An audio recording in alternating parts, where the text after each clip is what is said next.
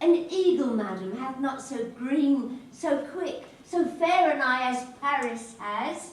Oh, beshrew my very heart, I think you are happy in this second match, for it excels your first, or if it did not, your first is dead. Or 'twere as good he were, as living here, and you no use of him. Speak yourself from thy heart. And from my soul too, else I beshrew them both. Amen. What? Well, thou hast acted in marvellous much. Go in and tell my lady I am gone, having displeased my father to Lawrence' cell, to make confession, and to be absolved. Marry, I will, and this is wisely done. Ancient damnation! O most wicked fiend! Is it more sin to wish me thus forsworn, or to dispraise my lord with that same tongue which she hath praised him with above compare so many thousand times? Go, counsellor, thou and my bosom henceforth shall be twain. I'll to the friar, to know his remedy. If all else fails, myself have power to die.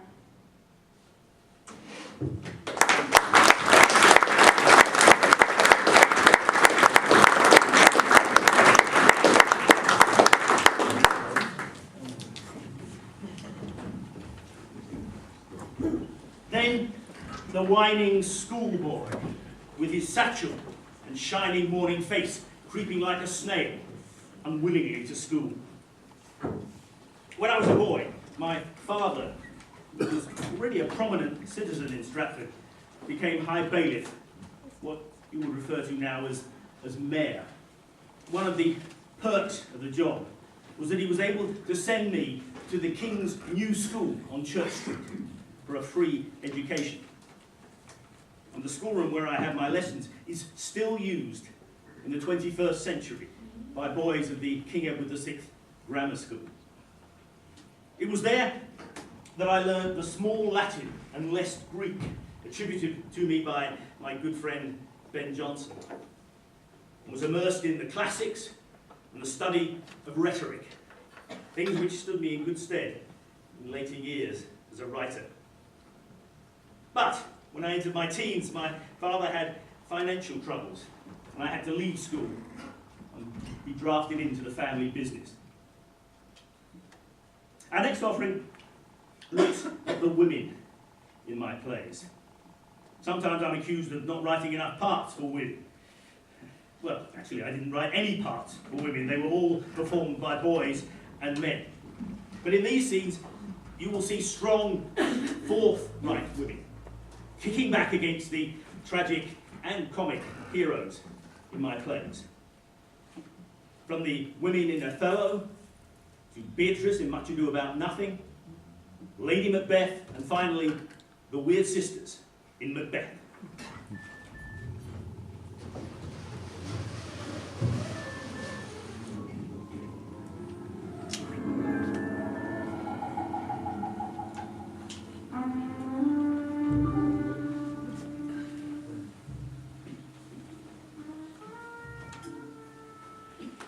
My noble father, I do perceive here a divided duty. To you I am bound for life and education. My life and education both do learn me how to respect you. You are the lord of duty, and I am hitherto your daughter. But here's my husband, and so much duty as my mother showed to you, preferring you before her father. So much I challenge I may profess due to the more my lord. That I did love the more to live with him. My downright violence and storms of fortune may trumpet to the world. My heart subdued even to the very quality of my lord. I saw Othello's visage in my mind, and to his honour and valiant parts did my soul and fortunes consecrate. And so, dear Lord, if I be left behind him of the peace, and he go to war, the rights by which I love him are bereft me, and I a heavy injury shall support in his dear absence. Let me go with him.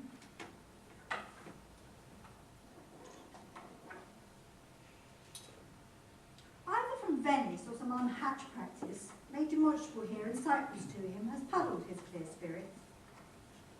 In such cases, men's natures wrangle with inferior things, though great ones are their object.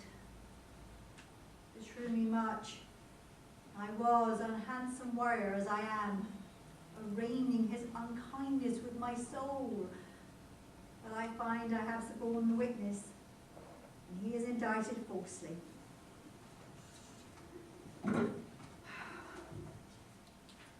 Why then, tomorrow noon, or Tuesday morn, or noon, or night, or Wednesday morn, I prithee name the day, but let it not exceed 3. When shall he come? Tell me, a fellow. I wonder in my soul what you would ask of me that I should deny or stand so murmuring on. When shall he come?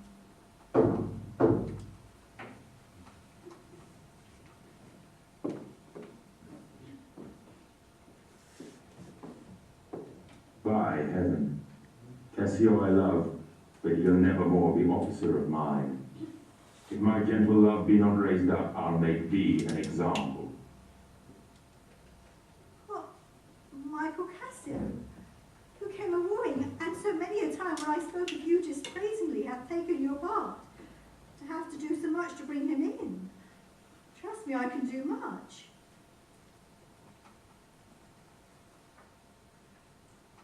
Alas, thrice gentle Cassio, my avocation is not now in tune.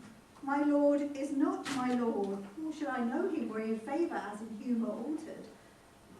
So help me every spirit sanctified, I have spoken for you all my best, and stood within the blank of his displeasure for my free speech. You must a while be patient. What I can, I will do. More than I will for myself, I dare. Let that suffice you. But what art thou? They tell me thou art false as hell. Am I to take you for that cunning whore of Venice that married with Othello?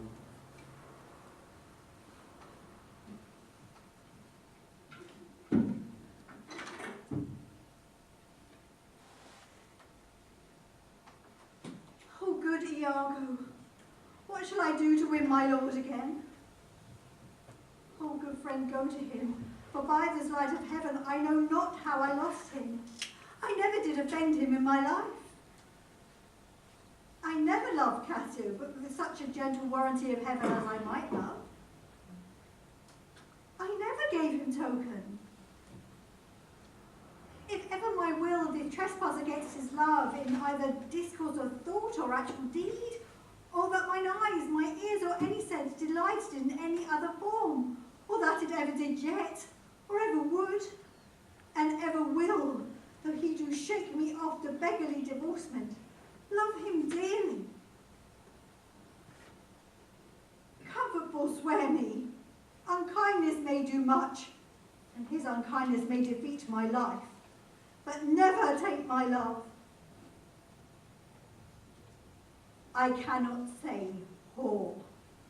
It does abhor me now I speak the word. And to do the act that might the edition earn, not the world's mass of vanity can make me.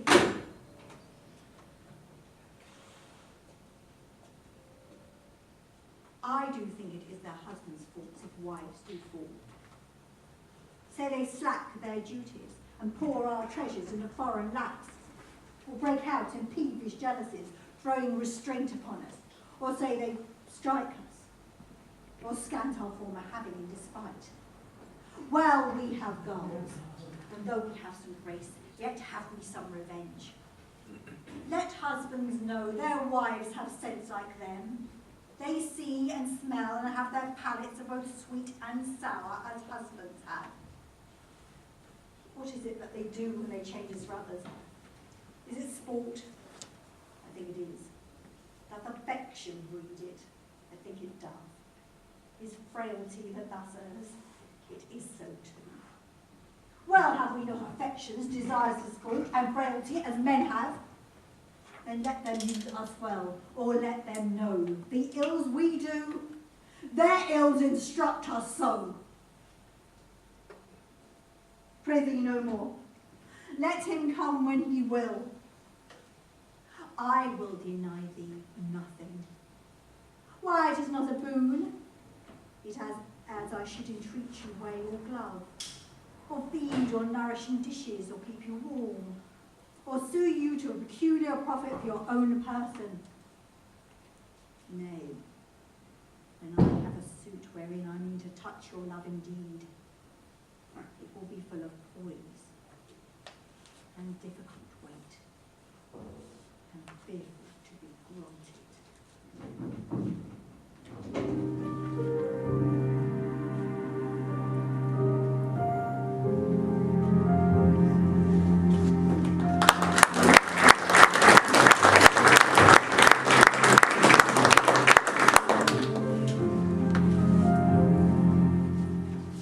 How tally that gentleman looks. I never can see him, but I'm heartburned an hour after. He were an excellent man, born in the midway between him and Benedict. The one, too like an image and says nothing. The other, too like my lady's eldest son, evermore tattling. With a good leg, and a good foot, and money enough in his purse, such a man would win any woman in the world if he could get her goodwill. Lord, I could not endure a husband with a beard on his face. I'd rather lie in the woolen. What would I do with him? Dress him in my apparel and make him my waiting gentlewoman? He that hath a beard is more than a youth, and he that hath no beard is less than a man. And he that is more than a youth is not for me, and he that is less than a man, I am not for him. Therefore, I take even sixpence in earnest of the bear-ward and leave his apes into hell. And there, the devil will meet me like an old cuckold with horns on his head and say, "Get you to heaven, Beatrice, get you to heaven." So, deliver I up my apes and away to St. Peter's for the heavens. He shows me where the bachelors sit, and there we live as merry as the day is long. Would it not grieve a woman to be overmastered by a piece of valiant dust? To give an account of her life to a clod of wayward mark? No. Oh, none. Adam's sons are my brethren, and truly, I find it a sin to match in my kindred.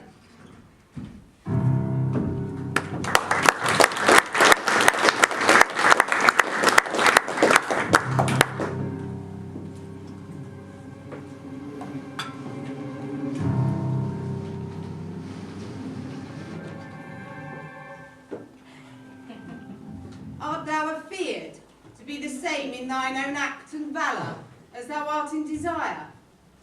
Wouldst thou have that which thou esteemest the ornament of life, and yet live a coward in thine own esteem, letting "I dare not" wait upon "I would," like the poor cat in the adage? What beast was it then that made you break this enterprise to me? When you durst do it, then you were a man. And to be more than you were, you would be so much more than man. I have given suck, and know how tender it is to love the babe that milks me.